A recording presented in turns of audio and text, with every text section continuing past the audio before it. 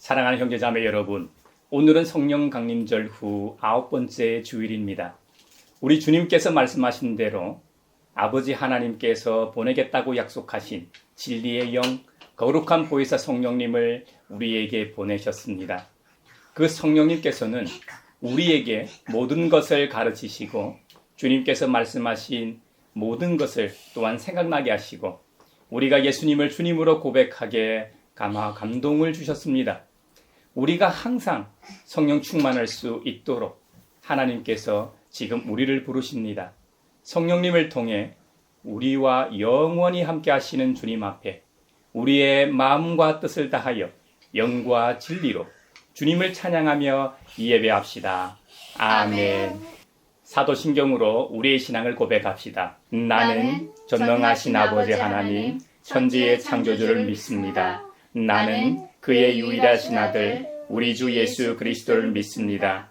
그는 성령으로 잉태되어 동정녀 마리아에게서 나시고 본디오 빌라도에게 고난을 받아 십자가에 못 박혀 죽으시고 장사된 지 사흘 만에 죽은 자 가운데서 다시 살아나셨으며 하늘에 오르시어 전능하신 아버지 하나님 우편에 앉아 계시다가 거기로부터 살아있는 자와 죽은 자를 심판하러 오십니다. 나는 성령을 믿으며 거룩한 공교회와 성도의 교제와 죄를 용서받는 것과 몸의 부활과 영생을 믿습니다. 아멘.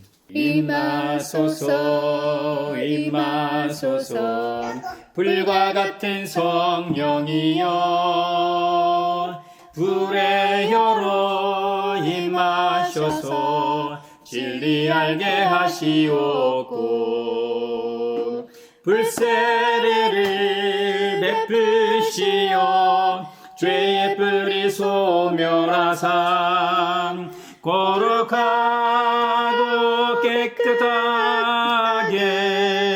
변화시켜 주옵소서. 에스라 사람 에단의 맞쓰길. 나는 내 종 다윗을 찾아서 내 거룩한 기름을 부어 주었다. 내 손이 그를 붙들어주고 내 팔이 그를 강하게 할 것이다. 원수들이 그를 이겨내지 못하며 악한 무리가 그를 괴롭히지 못할 것이다.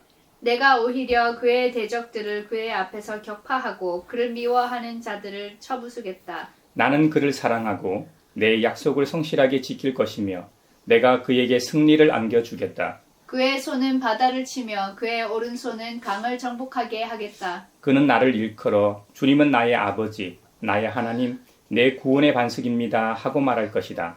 나도 그를 맏아들로 삼아서 세상의 왕들 가운데서 가장 높은 왕으로 삼겠다. 그에게 내 신의를 영원토록 지키며 그와 맺은 나의 언약을 성실히 지키겠다. 그의 자손을 길이길이 이어주며 그의 왕위를 하늘이 다할 때까지 지켜주겠다. 그러나 그의 자손이 내 법을 내버리고 내 규례를 따라서 살지 않고 내 율례를 깨뜨리고 내 계명을 지키지 않으면 나는 그 죄를 물어 채찍으로 치고 그 죄악을 물어 매질할 것이다. 그러나 그에게 약속한 나의 진실함은 변하지 않을 것이며 나는 내 언약을 깨뜨리지 않으며 내 입으로 말한 것은 결코 번복하지 않는다. 내가 나의 거룩함을 두고 한번 맹세하였는데 어찌 다윗을 속이겠느냐. 그 자손이 영원토록 이어지고 그 왕위는 내 앞에서 태양처럼 있을 것이니 저 달처럼 구름 속에 있는 진실한 증인처럼 영원토록 견고하게 서 있을 것이다. 셀라. 아멘. 아멘.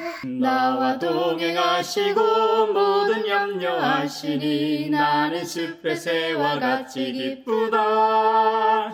내가 기쁜 마음으로 주의 뜻을 행하면 주의 영이 함께하니라. 성령이 계시네 할렐루야 함께하시네. 좁은 길을 걸으며 밤낮 기뻐하는 것 주의 영이 함께하리라.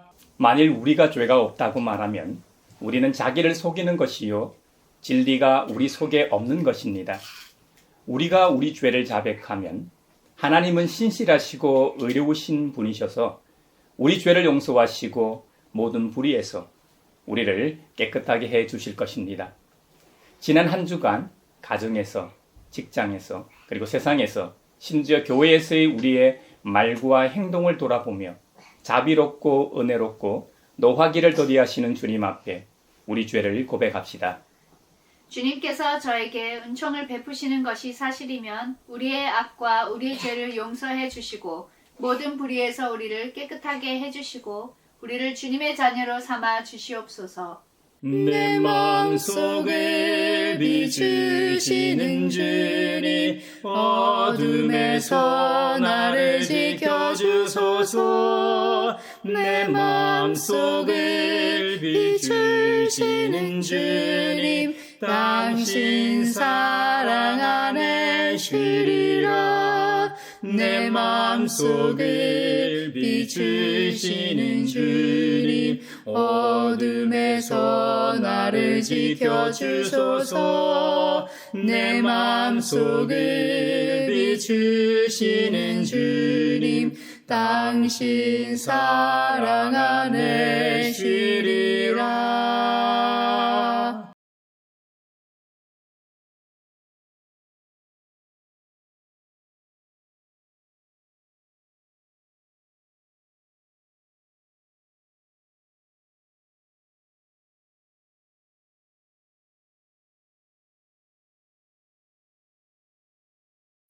제가 여러분에게 전하는 소식은 하나님은 빛이시요 하나님 안에는 어둠이 전혀 없다는 것입니다. 그러므로 하나님께서 빛 가운데 계신 것과 같이 우리가 빛 가운데 살아가면 우리는 서로 사귐을 가지게 되고 하나님의 아들 예수님의 피가 우리를 모든 죄에서 깨끗하게 해 주십니다. 이제 주님께서 우리의 죄를 용서하셨음을 주님의 이름으로 선언합니다. 아멘. 찬미하여라 오 나의 영혼아.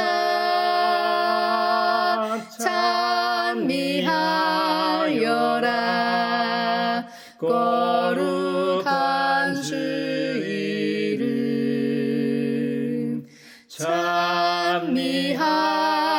찬미하여라 오 나의 영혼아.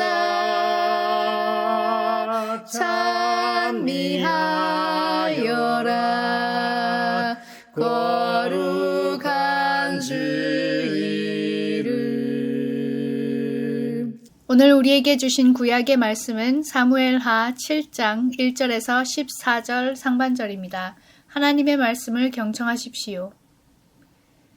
주님께서 사방에 있는 모든 원수에게서 다윗 왕을 안전하게 지켜주셨으므로 왕은 이제 자기의 왕궁에서 살게 되었다. 하루는 왕이 예언자 나단에게 말하였다. 나는 백향목 왕궁에 사는데 하나님의 궤는 아직도 휘장 안에 있습니다. 나단이 왕에게 말하였다. 주님께서 임금님과 함께 계시니 가셔서 무슨 일이든지 계획하신 대로 하십시오. 그러나 바로 그날 밤에 주님께서 나단에게 말씀하셨다. 너는 내 종 다윗에게 가서 전하여라. 나 주가 말한다. 내가 살 집을 내가 지으려고 하느냐. 그러나 나는 이스라엘 자손을 이집트에서 데리고 올라온 날부터 오늘에 이르기까지 어떤 집에서도 살지 않고 오직 장막이나 성막에 있으면서 옮겨 다니며 지냈다.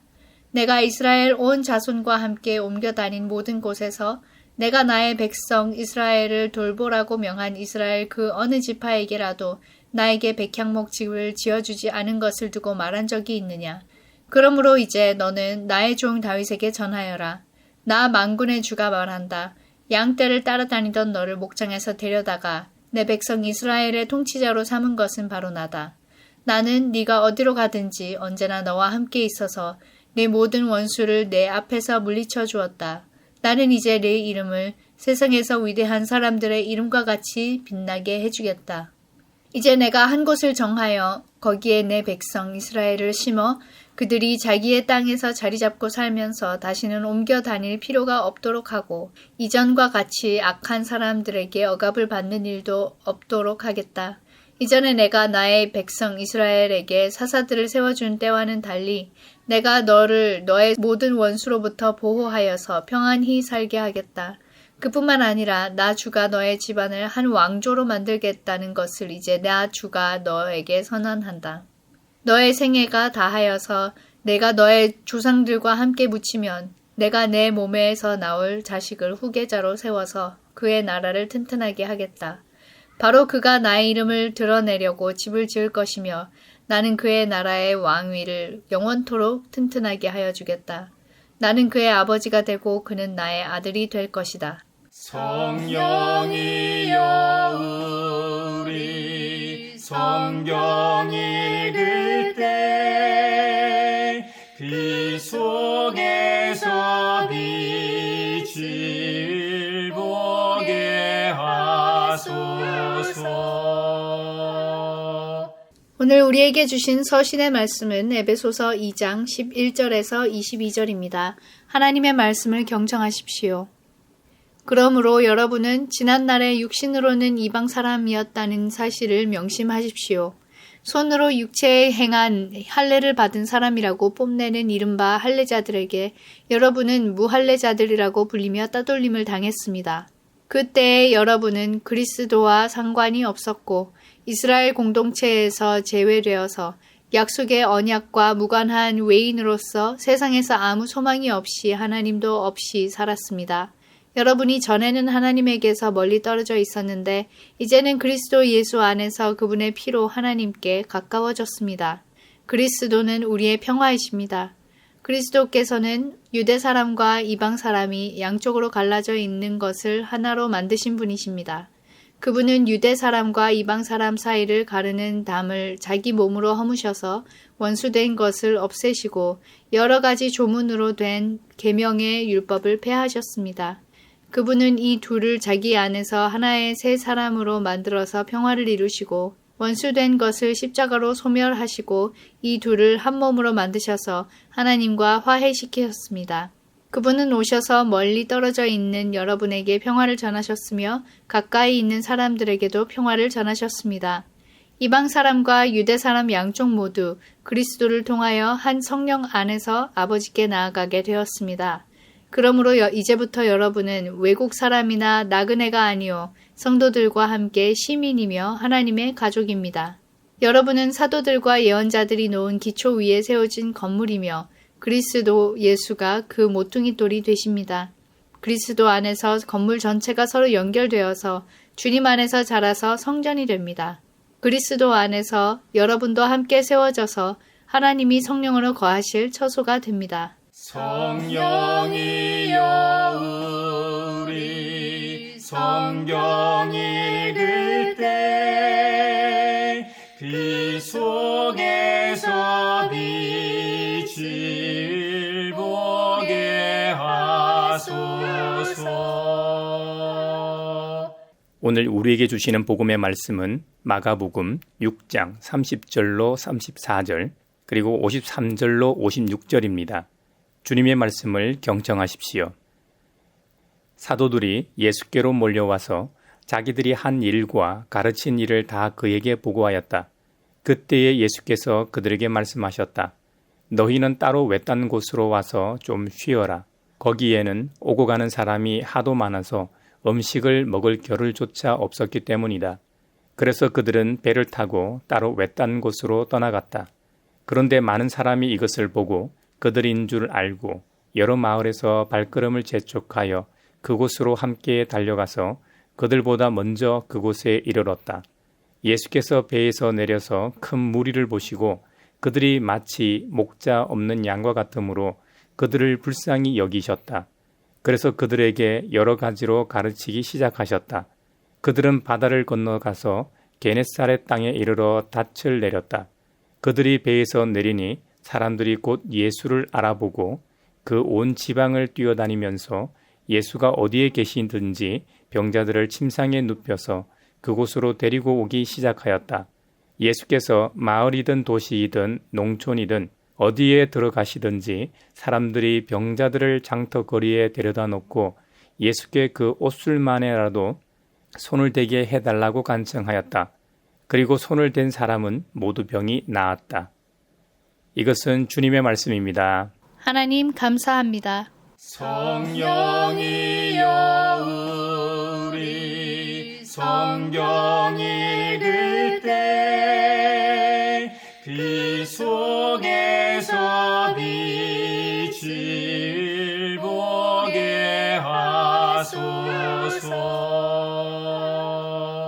사회를 위하여 기도합니다. 장마가 길어지면서 기록적인 강수량으로 인해 크고 작은 피해가 생겨나고 있습니다. 달라지는 기후에 개인과 사회가 대책을 잘 마련할 수 있게 하시고 최소 인명피해가 없도록 도우소서.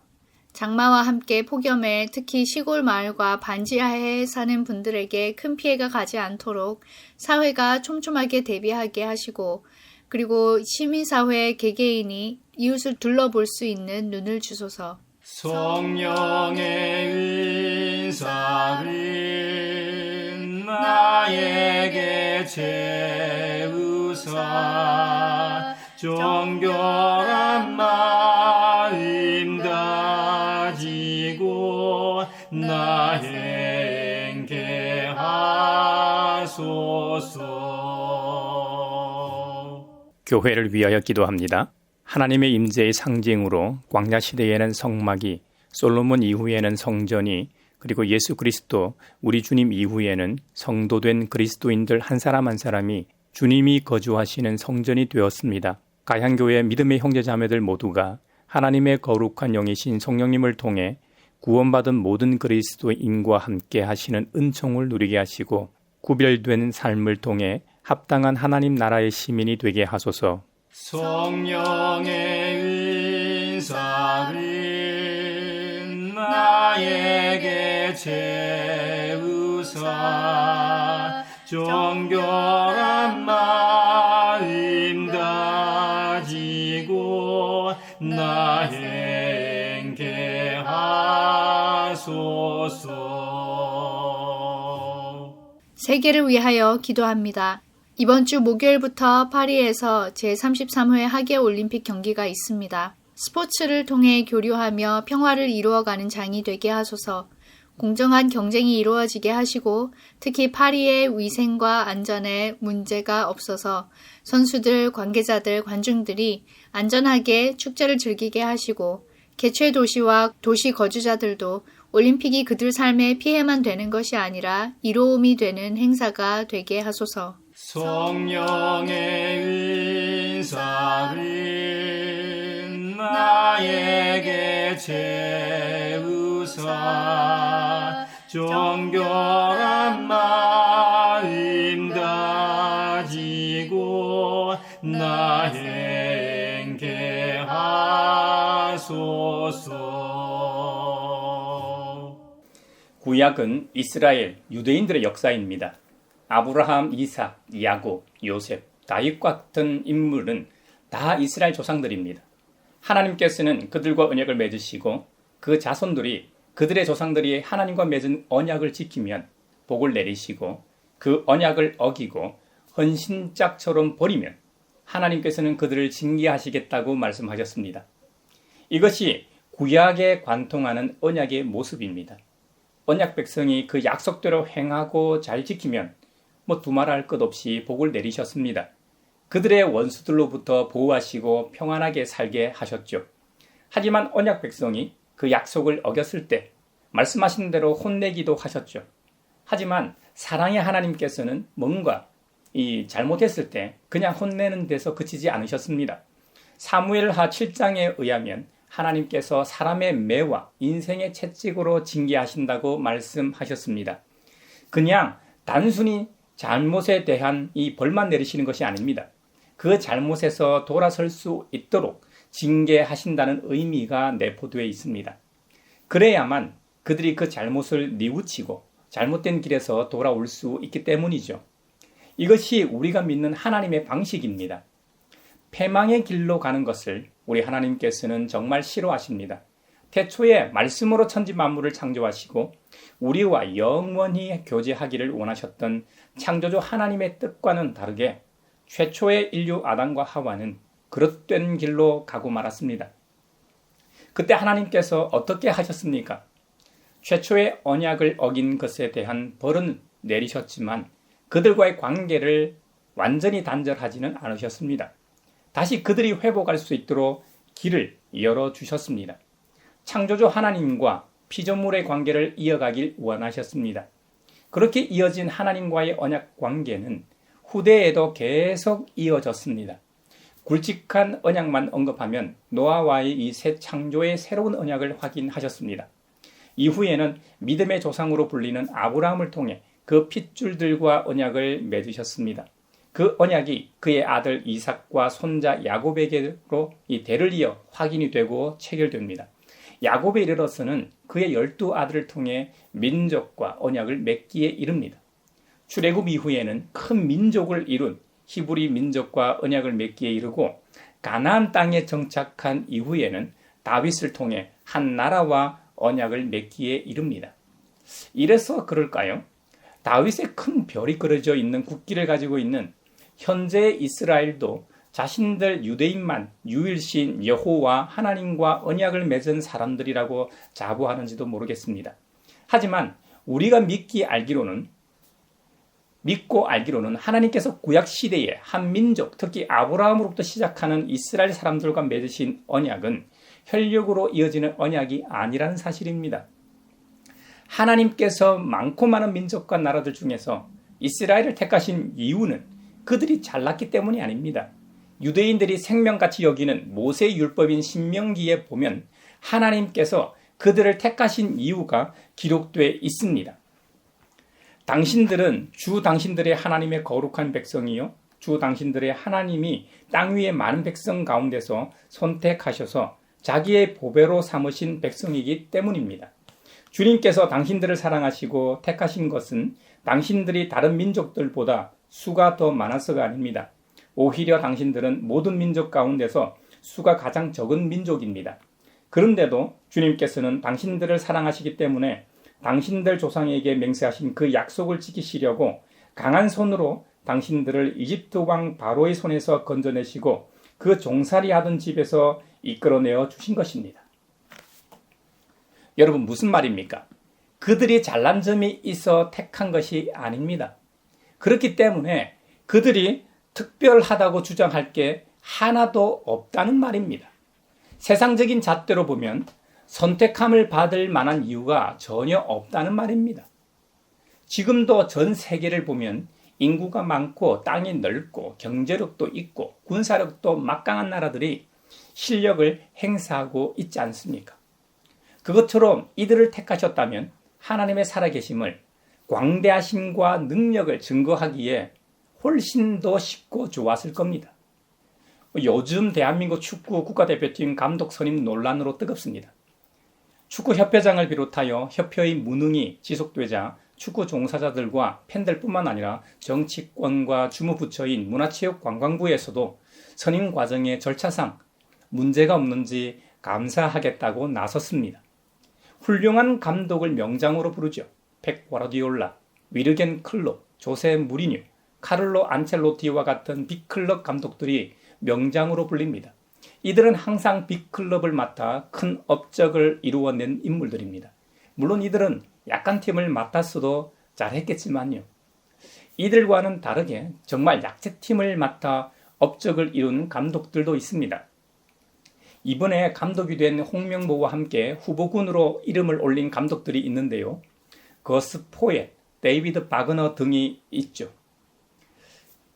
거스 포엣은 손흥민 선수가 뛰고 있는 토트넘에서 수석 코치를 역임했고 EPLA 브라이튼 팀 감독을 시작으로 최근에는 그리스 국가대표팀 감독을 역임한 실력 있는 감독입니다.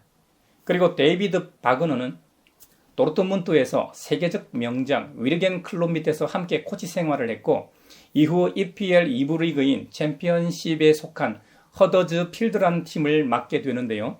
그 당시 허더즈 필드는 2부 리그 강등권에 있던 최약체로 불리는 팀이었습니다. 첫 시즌에는 강등권에 있던 팀을 벗어나게 했고 그 다음 시즌에는 챔피언십에서 가장 적은 예산을 쓰는 팀으로 빅리그인 EPL로 승격한 새로운 역사를 쓴 감독입니다. 모두들 성격한 시즌에 리그 꼴찌로 다시 강등할 것으로 전문가들은 예상했지만 시즌 막판 당시 최고의 강팀인 맨시티, 첼시와의 경기에서 그것도 원정 경기에서 무승부를 기록하며 팀을 잔류시키는 기적을 쓴 감독입니다. 이런 사람이 진정한 실력자이지요. 그런데 이런 감독들을 다 들러리로 세우고 국내에서 그것도 뛰어난 선수들로 구성되어 전력이 좋은 팀에서 K리그 우승시킨 감독을 선택한 이 대한축구협회를 축구팬의 한 사람으로서 이해할 수가 없습니다. 요즘 너무 이 핫한 이야기라 도리어 설교에 방해가 됐는지도 모르겠는데요. 우리 하나님께서도 세상적인 조건과 방법대로 선택하지 않으셨습니다. 남들이 다 버린 카드와 같은 아무짝에 쓸데없는 그런 카드를 택하셨습니다. 오로지 하나님의 사랑으로 말미암아 선택을 받았다는 겁니다. 그것도 모르고 오늘날 유대인들은 자기네들만 유일신 하나님으로부터 선택을 받았다고 권리를 누릴 수 있는 민족이라고 주장합니다. 이건 지극히 성경적이지 못합니다. 그들이 절대적으로 믿고 의지하는 모세 오경으로 좁혀서 생각해도 틀렸습니다. 신약의 말씀처럼 자기 십자가를 지고 자기를 희생하면서까지 남을 생각하고 돌보라는 정도는 아니더라도 더불어 살아가야 함을 분명히 천명하고 있습니다. 특히 당시 사회적 약자들인 고아와 과부, 나그네들을 괴롭히지 말고 그들에게도 친절하게 잘 대접하고 선대하고 심지어 함께 즐거워하라고 율법에서 여러 번 강조하셨습니다. 그냥 강하게 말씀하신 게 아니라 율법으로 아예 명하고 계십니다. 그런데 오늘날 이스라엘을 보십시오. 더불어 살아가야 할 이웃이요. 자신들에 비해 사회적 약자인 팔레스타인들을 어떻게 대하고 있습니까? 물론 하마스나 헤즈볼라와 같은 무장단체나 조직에 대해서는 강경한 자세를 취해야 합니다. 이들뿐만 아니라 전 세계의 평화를 위협하는 세력들은 발본색원해야 합니다. 이 점은 반론의 여지가 없습니다. 예전에는 가자 지구와 이스라엘 간 이 분리 장벽이 없었는데 분리 장벽이 생긴 것도 이스라엘의 폭탄 테러가 자주 발생하다 보니 이스라엘 입장에서는 국민들의 안전과 생명을 지키기 위한 조치였을 겁니다. 지금은 이 분리 장벽에 설치된 대여섯 군데의 국경 검문소를 통해서만 출입할 수 있고 현재는 제한된 국경 통행로를 통해서만 구호 물품이 들어가는 형편입니다. 유니세프에 의하면 지금 이 시간에 가자지구 하수에서 소아마비 바이러스와 콜레라 등으로 인해 건강보건상 심각한 위협이 되고 있다고 합니다. 우리나라에서는 상상도 할 수 없는 일들이죠. 또 경제적으로 심각할 정도로 낙후되어 세계에서 실업률이 가장 높은 편입니다. 이스라엘로의 상품 수출과 국제기구의 구호가 아니면 살아가기 어려운 실정입니다. 이스라엘이 믿고 의지하는 율법에 따르면 왜 이런 일들이 발생하는 걸까요? 그들이 율법에 규정한 말씀대로 잘 살고 있지 않기 때문일 겁니다. 우리 옛말에 웃는 얼굴에 침 못 뱉는다고 했는데 가자 지구에 살고 있는 사람들 입장에서는 환한 얼굴에 이스라엘로만 인식하고 있을 겁니다. 누가 좋게 대하는 사람에게 화를 내거나 나쁘게 행하겠습니까? 제 말은 이스라엘만의 잘못이라는 말이 아닙니다. 그들이 진정한 언약 백성이라면 눈에는 눈, 이에는 이 이런 식의 행함이 아니라 먼저 선대해야 한다는 말을 하는 것입니다. 그래서 우리 주님 예수 그리스도께서 뭐라고 말씀하셨습니까? 원수를 사랑하라고 하셨습니다. 원수를 말이죠. 미워하는 사람들에게 잘해주라고 하셨습니다. 나를 미워하는 사람에게 말이죠. 또한 저주하는 사람들을 축복하라고 하셨습니다. 나한테 저주하는 사람에게 축복해래요. 모욕하는 사람들을 위하여 그들이 잘 되도록 기도하라고 하셨습니다. 직접적으로 뺨을 치는 사람들에게는 어떻게 해요? 다른 쪽 뺨도 돌려대라고 말씀하셨습니다. 그리고 겉옷을 빼앗는 사람에게는 안에 있는 속옷도 거절하지 말라고 하셨습니다. 참 곤란한 말씀들이에요. 주님께서 명하신 말씀을 실천한다는 것은 쉬운 일이 아닙니다. 하지만 우리는 이 말씀에 주목해야 합니다. 너희는 남에게 대접을 받고자 하는 대로 남을 대접하여라. 너희가 너희를 사랑하는 사람들만 사랑하면 그것이 너희에게 무슨 장한 일이 되겠느냐. 죄인들도 자기네를 사랑하는 사람들을 사랑한다. 너희를 좋게 대하여 주는 사람들에게만 너희가 좋게 대하면 그것이 너희에게 무슨 장한 일이 되겠느냐. 죄인들도 그만한 일은 한다. 울림이 있는 말씀이죠. 이 세상을 살아가면서 우리 각자 다 대접받기를 원하지 않습니까? 어떤 것은 똑같고 어떤 것은 다를 수 있을 겁니다. 중요한 것은 남으로부터 대접받기를 원한다는 점입니다. 그 기준대로 먼저 남을 대접하라는 거예요. 그러면 적어도 그 정도는 내가 대접받는다는 논리입니다. 이건 확실합니다. 여러분도 지금까지 살아오면서 경험하셨을 겁니다. 아주 간단한 예를 하나 들면 우리가 서로 만나거나 뭐 할 때 인사를 들 수 있을 겁니다. 우리가 서비스 센터에 전화를 걸어 상담원과 통화한다고 한번 생각해 보십시오. 휴대폰이나 내가 사용하는 물건에 하자가 발생해서 전화했다고 한번 생각해 봅시다. 급한 물건이면 화가 나죠.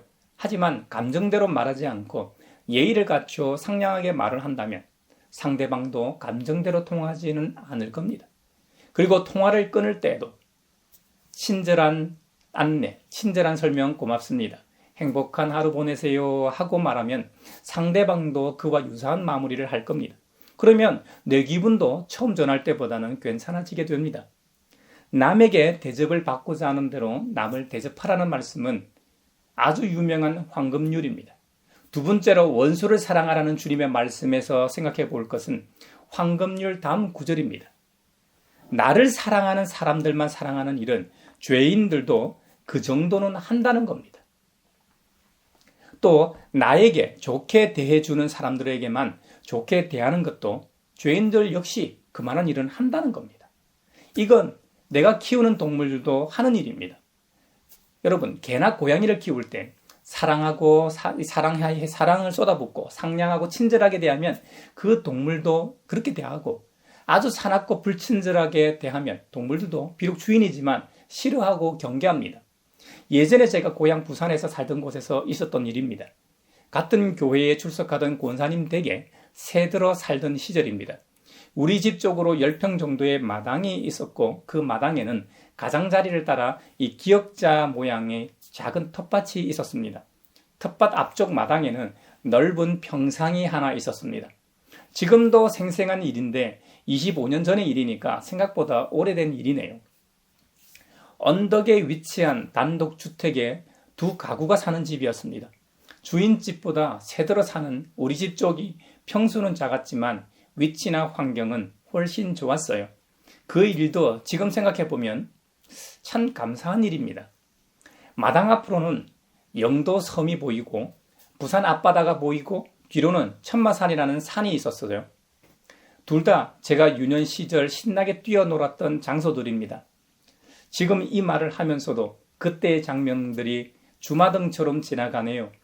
그때 집집마다 쥐가 좀 있었어요. 그래서 하루는 권사님이 시장에서 온몸이 검은 큰 고양이를 한 마리 사오셨습니다. 그 이후로는 쥐가 잘 보이지 않았어요. 고양이는 고양이더라고요. 쥐가 없어지니까 고양이가 짐처럼 느껴지셨던 모양입니다. 그래서 한겨울에도 고양이를 개처럼 키우셨습니다. 원래 그 고양이는 이 아랫목같이 따뜻한 곳을 좋아하거든요. 밥도 잘 안 주면 맨날 똥 싼다고 뭐라 하셨어요. 나중에는 심지어 이 불집게로 고양이를 마구 찔러댔습니다. 불집게 아시죠? 표준말로 부젓가락을 말합니다. 쥐가 사라진 뒤로 고양이의 쓰임새가 필요 없게 되자 이걸 어떻게 할 수도 없고 권사님 입장에서는 골칫덩이가 된 거죠. 고양이가 양지 바른 평상에서 쉬고 있다가 권사님 소리가 나면 평상 밑으로 숨곤 했습니다. 평상 밑으로 숨으니까 평상 밑으로 이 긴 빗자루를 넣어 화풀이를 하곤 하셨죠. 그때 고양이도 자기 살자고 권사님한테 이를 드러내고 하고 화를 내더라고요. 그런 고양이가 애처로워 저와 어머니가 그 고양이를 예뻐해 주었습니다. 나중에는 고양이 배설물을 치우기가 귀찮아지셨는지 밥도 잘 주지 않았습니다. 그래서 권사님 몰래 고양이에게 밥도 주고 배설물도 치워주곤 했죠. 그랬더니 이상한 일이 벌어졌습니다. 주인인 권사님이 나타나면 고양이는 숨고 남인 우리가 나타나면 고양이는 좋다고 야옹 하며 다가와 자신의 몸을 이렇게 막 비비곤 했습니다. 심지어 어머니나 제 발자국 소리를 구별하고 대문 앞에 오기 전에 어떻게 알고선 대문 앞으로 가서 기다리곤 했습니다. 나중에는 고양이가 웃기까지 하더라고요. 여러분, 고양이 웃는 거 보신 적 있으세요? 이런 미물도 성경대로 사랑을 주고 선대하니까 달라지더라고요. 오늘 이야기가 딴 데로 샌 것 같지만 그렇지가 않습니다. 구약의 언약들은 이스라엘 유대인 혈육과만 맺으신 약속이 아님을 말하기 위해 예를 들기 위해 말했던 것입니다. 처음에 우리 모두가 이방인이었습니다. 에베소서에서는 이렇게 말합니다. 손으로 육체에 행한 할례를 받은 사람이라고 뽐내는 소위 이른바 이 할례자들에게 우리 모두는 무할례자들이라고 불리며 따돌림을 당했습니다. 무할례자로 취급받고 따돌림을 당한 케이스가 팔레스타인들일 겁니다. 구약시대의 이스라엘 조상들은 상징적인 예입니다. 그들만 구원받고 하나님의 백성이 되는 것이 아닙니다. 설교 초반에 성경 구절을 인용했던 것처럼 그들이 자격이 있거나 잘나서 택함을 받은 것이 아닙니다. 오직 하나님의 사랑 때문에 그들이 선택을 받았습니다. 하나님께 택함을 받고 언약을 지키는 사람은 누구나 이렇게 은혜로운 삶을 살게 됨을 보여주는 사례입니다. 성경에서 나오는 이스라엘 공동체도 혈육에 얽힌 이스라엘이 아니라 약속의 언약, 즉 믿음으로 구원받은 영적인 이스라엘을 가리킵니다.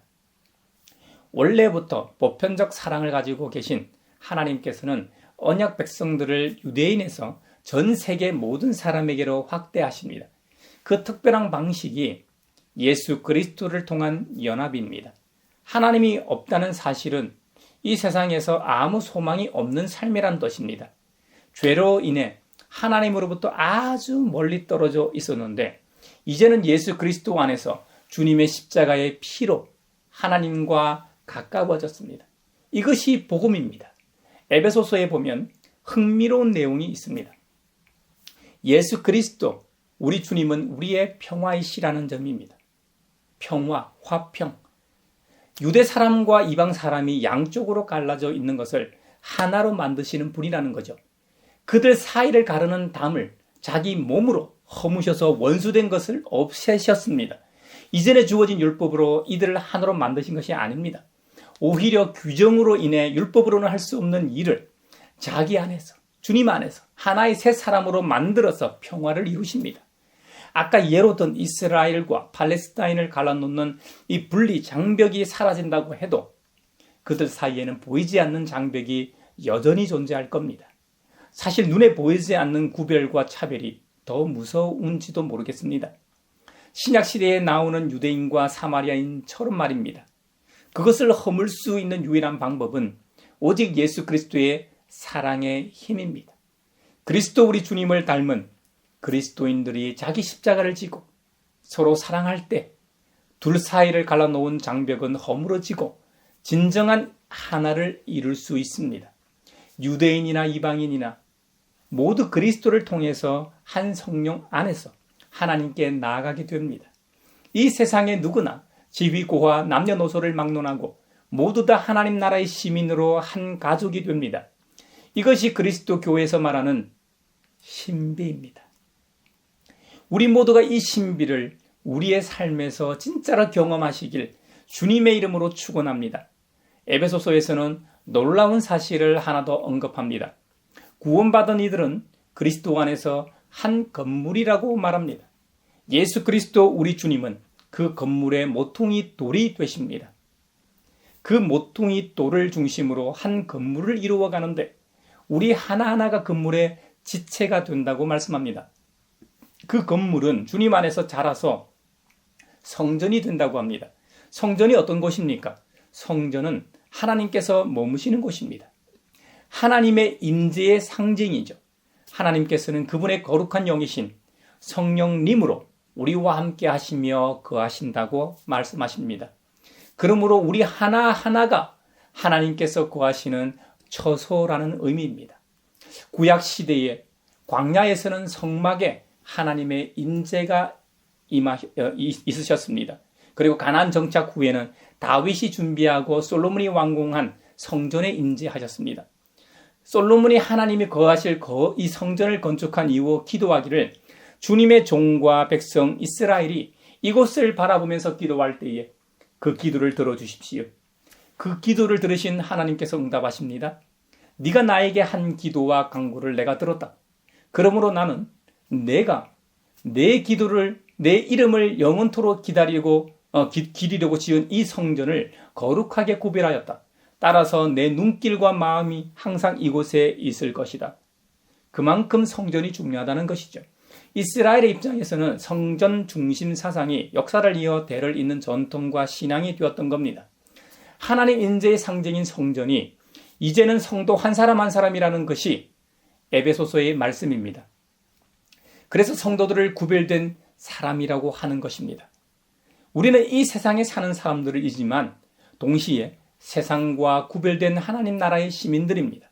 세상과 전혀 다른 삶을 산다는 의미가 아니라 시민사회의 구성원으로서 똑같이 생활하고 살아가지만 그들에게는 없는 샬롬, 참된 평화가 있다는 말로 이해하시면 되겠습니다. 세상에는 없는, 있다고 해도 잠시 있는 평화 말고요. 영원한 평화, 세상이 줄 수 없는 하늘의 평화 말입니다. 이 평화의 기본이 바로 사랑입니다. 사랑만이 진정한 평화를 가져옵니다. 엄마 품에 안긴 아기의 모습을 상상해 보십시오. 남을 경계하는 우리 쌍둥이 중에서도 특히 아들 녀석이 남자, 그것도 할아버지를 참 많이 경계합니다. 엘리베이터나 좁은 공간에 있을 때는 저나 엄마 다리 사이에 숨고 납니다. 하지만 그런 상황 속에서도 품에 안기면 안정을 찾고 평화를 찾습니다. 왜일까요? 엄마 아빠가 절대적으로 나를 사랑하고 지켜준다는 확신 때문입니다. 사랑만이 진정한 평화를 가져옵니다. 그것을 증명하신 분이 우리 예수 그리스도이십니다. 우리 주님이십니다. 원래 우리는 최초의 인류인 아담과 하와의 불순종으로 인해 하나님과 단절되고 갈수록 멀어져만 갔습니다. 이 둘 사이의 관계를 회복하신 분이 우리 주님 예수 그리스도이십니다. 예수님은 다른 방법이 아닌 십자가의 대속의 죽음을 통해 회복하셨습니다. 그래서 십자가의 도, 십자가의 능력이라고 말하는 것입니다. 십자가 하면 희생의 이미지도 떠오르지만 그보다 본질적으로 사랑입니다. 십자가는 사랑입니다. 사랑하기 때문에 희생하는 겁니다. 부모가 자신이 낳은 자녀를 위해 왜 희생합니다? 왜 희생합니까? 사랑 때문입니다. 부모의 사랑은 내리사랑이라고 표현하지요. 창조주 하나님께서 우리를 사랑하셨기 때문에 자신의 외아들을 우리에게 보내셨고 그 아들을 우리 대신해서 대속제물로 희생하셨던 겁니다. 그래서 우리가 하나님 나라의 시민으로서 한 가족이 되는 지위를 얻게 된 것입니다. 할렐루야, 아멘. 이런 의미에서 신구약 성경은 한 언약을 말하고 그 언약은 예수 그리스도 안에서 하나로 관통하는 것입니다. 그 옛날 이스라엘이라는 혈육으로 시작한 언약은 모형으로서 우리에게 상징적으로 보여줍니다. 언약 백성과 함께 하시는 하나님을 보여주는 것이죠. 언약 백성만이 누리는 권리와 특권 말입니다. 우리는 성경의 이야기를 통해 그 특권을 확인하게 됩니다. 예전에는 이방인으로서 우리와는 아무 상관없는 것처럼 보였지만 지금은 어떻습니까? 그리스도 안에서 성경에 나오는 수많은 은총이 바로 나를 위한 것임을 알게 됩니다. 할렐루야. 저 역시 여러분 개개인에게 임하는 하나님의 함께 하심의 은총이 어떤 모습으로 펼쳐질지 모릅니다. 하지만 기대합니다. 그리고 그 일을 위해 한 교회를 목회하는 목사로서 간절히 바라고 소망하고 기도합니다. 이번 한 주간도 여러분 모두의 삶 가운데 신구약을 관통하는 언약의 역사가 함께 하시길 주님의 이름으로 축원합니다.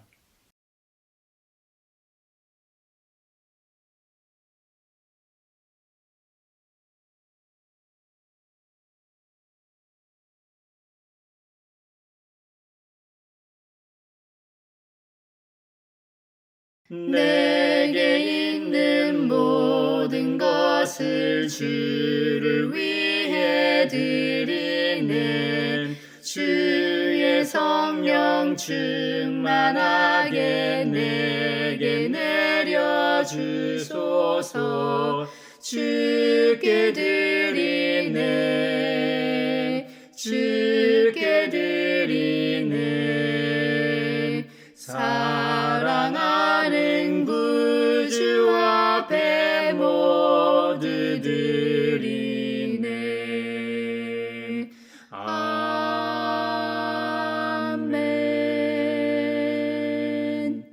여기에 모인 우리는 우리의 믿음의 역사와 사랑의 수고와 우리 구주 예수 그리스도에 대한 소망의 인내를 여기 연보에 담아 올려드립니다.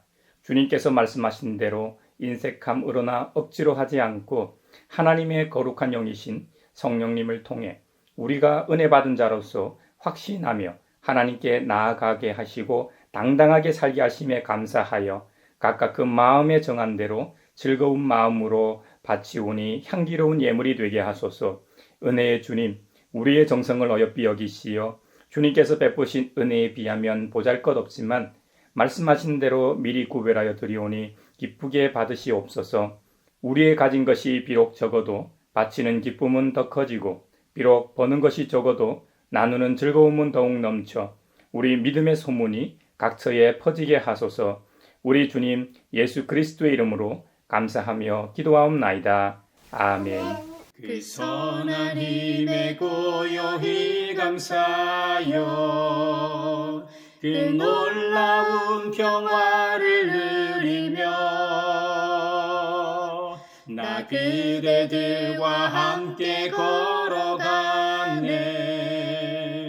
나 그대들과 하늘을 여네. 주께서 밝히신 작은 촛불이 어둠을 헤치고 타오르네.